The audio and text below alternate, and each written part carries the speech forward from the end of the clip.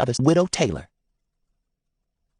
The footsteps stopped on the other side of the wall of barrels, and a white woman's voice spoke up, fast and breathless. "I'm Mrs. Lucy Taylor," the voice said, "and I have my husband's rifle with me, and I know how to use it because he taught me, and I'm not afraid to shoot anything, even colored people, so—" The voice slowed and paused, as if thinking what to say. "So—" There was a long silence. "So you best not cause me any kind of trouble," the voice finished quickly. Beside me, Harrison sat up fast. His hands plucked at his coat, the blankets, and the basket, looking for something.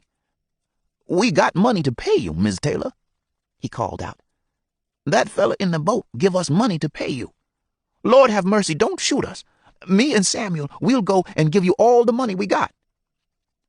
Shaking the leather pouch, Harrison poured the coins into his trembling hand.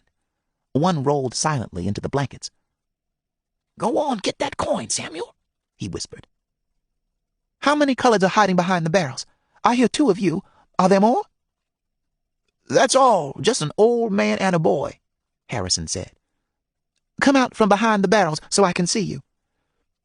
My heart hammered in my ears as me and Harrison moved out from where we were hiding like 2 caught mice.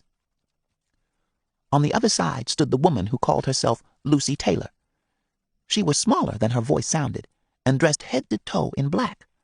Black bonnet, black dress, black shoes. An old hunting rifle rested against the silk folds of her dress, and her face was shadowed in the deep black bonnet. The widow lady, I thought. That's who this is. But glancing quick at her hands, I noticed a strange thing. The white hands wrapped around the rifle weren't the wrinkled and thin-skinned hands of an old widow lady. They were smooth and young. "You don't need to come any closer," the woman said. "Just stand there." Me and Harrison stopped in our footsteps, not saying a word. "Did you come a long way?" the woman asked after an uncomfortable long silence. She stared at us, holding that gunmetal tight. "A ways," Harrison answered, keeping his eyes down. "Yes'm." "Is the boy someone's slave too?" Harrison's hand tightened on my arm. "Yes'm." I could hear the woman's dress rustling as she stepped closer and peered at me from her black bonnet. She had a round, pale face, and the way it looked inside her bonnet made me think of a spring bulb set inside the earth. "My family in Kentucky kept slaves. A colored woman looked after me growing up. Her name was Letty." She turned to Harrison. "Did you ever know a colored woman named Letty?" "No." Harrison cleared his throat. "But we got money here to pay you if you just let us go on now. We ain't gonna cause you no more trouble." He held out his handful of silver coins. "Just let me and Samuel move on to another place." The woman was silent, not even looking at the coins. Then she said, real quiet and sudden, "My husband, Jacob, is dead." Harrison looked down. "Purely sorry to hear that." "He came down with a fever in August after that spell of hot weather we had," the woman said in a tight, strong voice. "The doctor in town tried all of his fancy remedies. Jacob is as strong as a horse, he told me. But I came into Jacob's bedchamber one morning, and he opened his eyes and told me that he was going away. By that evening he was dead." "Purely sorry to hear that," Harrison said again. There was more silence, and then the woman said softly, "I have seen him, though." Eyes wide, she looked at Harrison. "Do colored people believe in seeing those who are gone?" A shiver went through me, but Harrison cleared his throat and said slowly, "Well, now, I suppose, yes'm, I suppose they does." The widow Taylor ducked her bonnet down. "I see Jacob in the kitchen sometimes," she said quietly. "He sits at the table, looking the same as he did in life, and he tells me how to do things when I am close to tears. How to figure the farm accounts, and how to pull corn for fodder, and how to prime the pump for his well. He says—" The woman's voice trembled and stopped, and she reached for something behind her. "Well, now, it's almost evening. Here, I brought you some supper," she said in a hurry. "You have been sleeping in the cellar all day without any food to eat." She set a basket of food on the floor in front of her. I've put in a ham bone left from yesterday's stew, and 6 corn cakes, and a handful of snap beans," she said, tapping the basket with her foot. "Tomorrow evening what I will do is drive Jacob's wagon around to the cellar door, and take you to Reverend Pry's church when I go for my ladies' prayer meeting. Reverend Pry's church is where Jacob always took the coloreds next."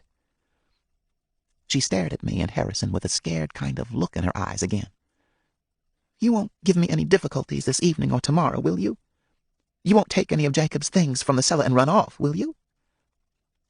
Harrison held out the coins again.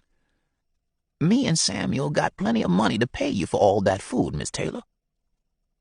"Yes, well," her voice trembled, "I suppose."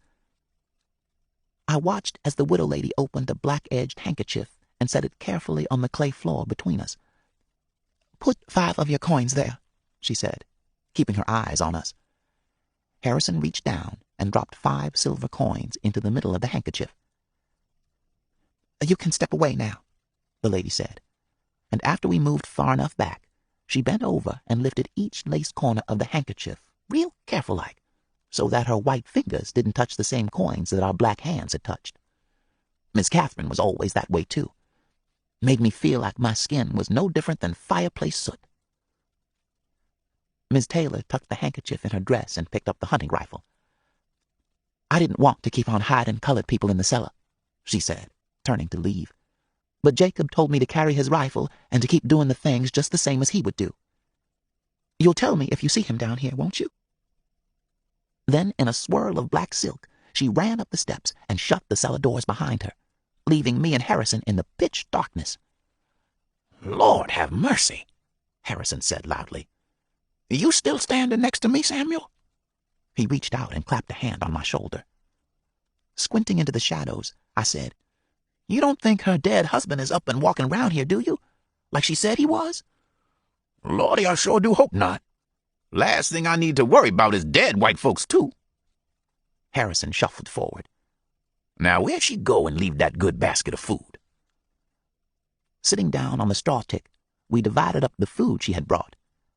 Harrison left most of the ham bone and 4 corn cakes for me, and took just 2 little corn cakes and a few snap beans for himself. "Ain't that hungry," he said, but I figured he was remembering how I had been begging and scraping for some more food that morning. While we were eating those corn cakes, I started thinking about the gray yarn again, and I tried asking about it, thinking maybe Harrison would tell me something more. "This gray yarn come from my mama?"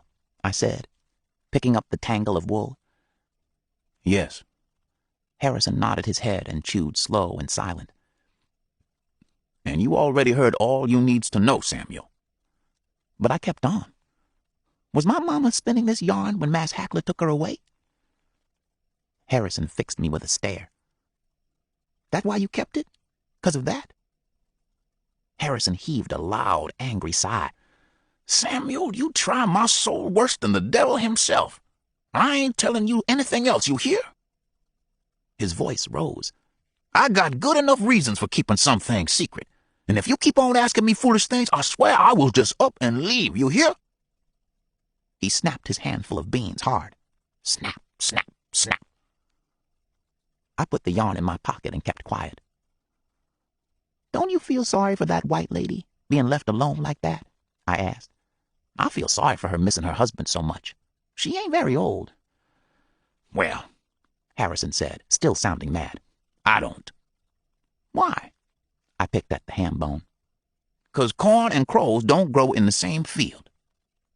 "What?" "White folks and black folks ain't got the same feelings. They ain't the same people as us. I don't know how white folks feel, and they sure don't know one sorry thing about me. Corn and crows, they don't grow in the same field." "You saying you ain't sad when someone up and dies?" I thought about Lily going to visit her children in the Negro burying ground and talking to each one of them. "Now, Viney," she'd say to the one, "don't you go tearing round heaven all the time like you used to when you was down here with us." "If they's white, I got one feeling. If they's black, I got another," Harrison said. I stared at Harrison, my mouth open. "You saying you feel happy when white folks die?" Harrison smacked my arm. "Course not. You want me to go straight to hell right now, Samuel? Lord almighty, what makes you talk like that? He brushed cornbread crumbs off his shirt. I'm just saying that I got enough things of my own to feel sorry about. And a white lady and her dead husband who I never met before ain't something I feel sorry about. If I died right here, you think she'd feel pity for my old black skin? You figure she'd raise one finger to help you? I thought about how she had picked up the coins in the handkerchief, corner by corner. I don't know, I told Harrison. Maybe. No maybe about it, Harrison snorted. You a fool if you think so. But later that night, after Harrison had fallen asleep, I heard the white lady crying to herself, and I am ashamed to say that I felt downright sorry for her. The sound came from a room above the cellar, maybe a bedchamber, and the terrible sad wailing almost set me crying too. I heard the lady calling out the name Jacob Taylor over and over, and talking to no one about the farm and the doctor and the church, and I felt sorry enough to have gone up the steps myself and fetched a cold rag for her poor lost senses. I thought that this side of the River Jordan would be better than the side we had come from. From what Harrison had told me, I figured that all of the black folks over here would be free, and all of the mean white folks and dogs would be gone, left behind. But this side of the river was full of its own kind of trouble, seemed like. I pictured the ghost of Jacob Taylor floating around, and a shiver went clear through me. Was he keeping his eye on me and Harrison? Was he making sure we didn't run off? Something tumbled over in the cellar. Maybe it was a mouse skittering around, but I couldn't wait for another day to come so that we could climb into the wagon and leave the Widow Taylor's sad house behind.